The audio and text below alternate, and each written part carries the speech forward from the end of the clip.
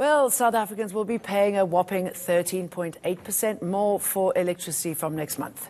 The National Energy Regulator, NERSA, today granted Eskom a 9.4% increase from next month. This is on top of the 4.4% increase already granted, but it's not as bad as it could have been had Eskom got its way. Tonight we speak to energy expert Chris Yelland from EE Publishers. Before we get to Eskom, Chris, hello, welcome. Let's talk about nationalising the Reserve Bank, because I know you've got a few thoughts about that. What happened there? I'm not really an economist or anything, but I'm not sure that it's a big deal.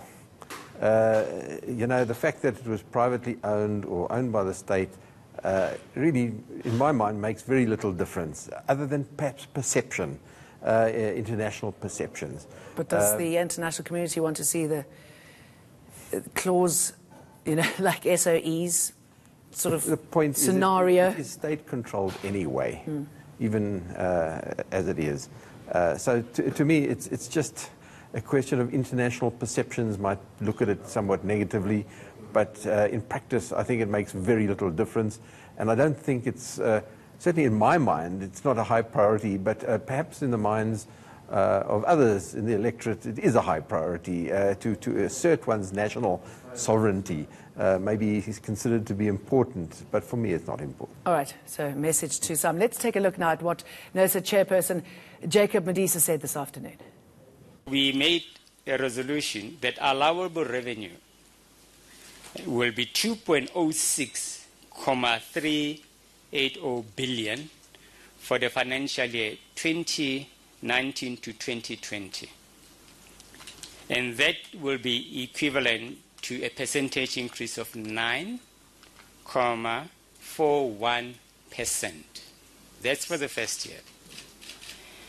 And then for the second year, we made a decision that allowable revenue would be 221.843 billion, and that will be for the financial year 2020-21.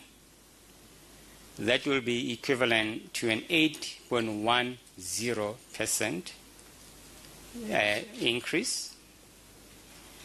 And then for the last of the three periods, the allowable revenue that we have approved amounts to 233.078 billion, which equivalent to an increase of 5.22%.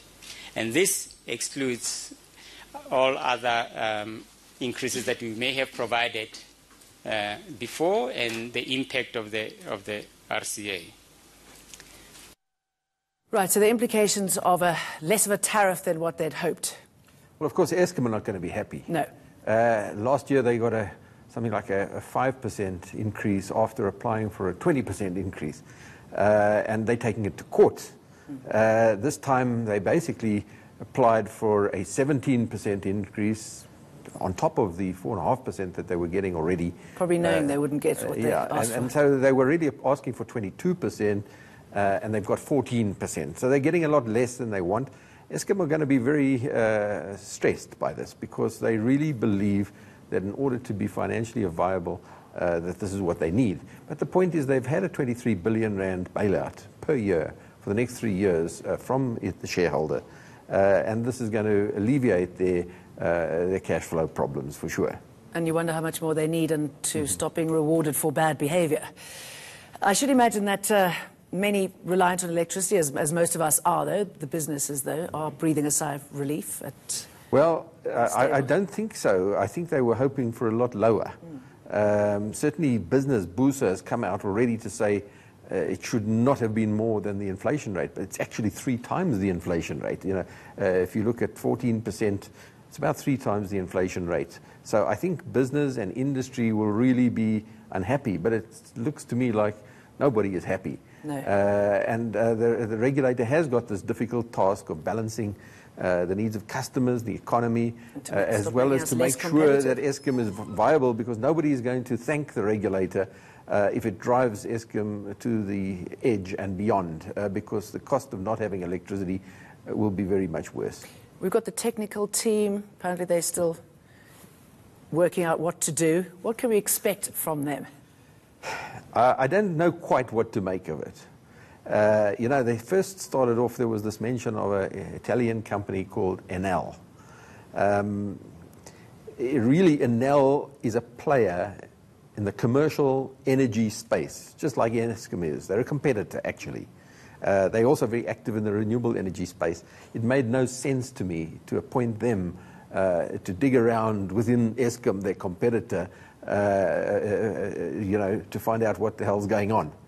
So it made no sense. And shortly thereafter, they've announced this new team that's going to review the situation and dig deep inside Eskom to find out what's going on. But these are just people. I would have appointed a major firm of engineering consultants, consulting electrical or mechanical or civil engineers, and many of these are multidisciplinary consultants with strong local connections, but also backed up internationally because these consulting engineers are connected all around the world. They can pull in experts from India, from Australia.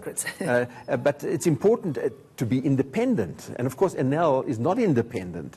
It's important that consulting electrical and mechanical and civil engineering concerns be truly independent. They can give independent advice. And they've got this big organization and resource behind them. They're not just people, individuals, professional people, and I'm not knocking their professionalism or their competence. I'm just saying that behind these people are not big organizations with a lot of resources, and I think that's what's needed. Okay, Chris. Thank you, as always, Chris Yelland.